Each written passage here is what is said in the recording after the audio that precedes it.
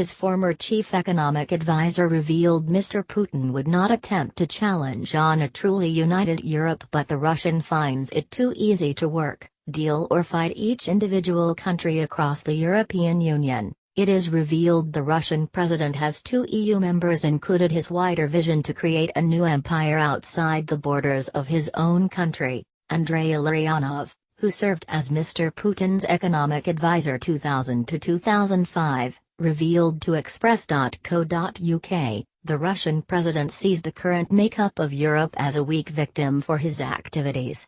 Speaking on the fringes of an conservative and reformist group economic conference at the European Parliament, Mr. Illarionov said his former boss is not attempting to recreate the former Soviet Union but an entirely new empire, which includes several Eastern European countries. Get.io News. Former Vladimir Putin advisor reveals Russian president's master plan. This united Europe is a weak victim for Vladimir Putin's activities. Andrei Illarionov, when asked why Mr. Putin is so happy to challenge the EU, Mr. Illarionov said, for him, it's a political reason, because this united Europe is a weak victim for his activities. It is easy to work, to deal or to fight each country separately to have a particular deal. It is much harder, almost impossible to fight a united West or a united Europe.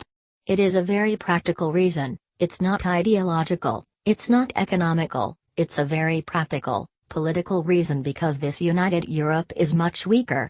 Among the countries Mr. Putin has shown an interest in are EU members: Hungary, Estonia, Austria, Finland, Greece, Latvia. The Russian president has recently met with Hungary's Prime Minister Viktor Orban, who, while claiming he is not anti-Brussels, has demanded significant change to the EU as a thorn in the side of the bloc's leadership. He has also met with the relatively new Austrian leader Sebastian Kurz in Moscow. However, Mr. Illarionov mentioned a slightly more light-hearted reason why Mr. Putin is spreading his wings. Mr. Illarionov said, it's a very practical approach because the government of Hungary right now is ready to listen to Putin and ready to meet him. It's a very rare opportunity for him to travel abroad. For him, it's a little bit lonely to sit in the Kremlin and not travel abroad, especially not to travel to Europe. He might travel to Pyongyang or Havana, but sometimes he is longing for a good German beer from his Dresden times. There is no good German beer in Pyongyang. That is why he is interested in going to Europe. And this generally why he takes every opportunity to do it. It happens to only be a few countries who give him an opportunity, like Hungary, Austria, Greece or Finland. But not all of those countries figure in Mr. Putin's master plan, according to his former advisor, who revealed how the Russian president pinpoints potential nations or regions to take over. Mr. Illarionov said, his worldview is different. He understands the Soviet Union is impossible to recreate. It would not be good for him personally, impossible for him to do it. What he has in mind is a little different. It's a recreation of the so-called Slavic Orthodox Empire. I use the word empire because union would be wrong.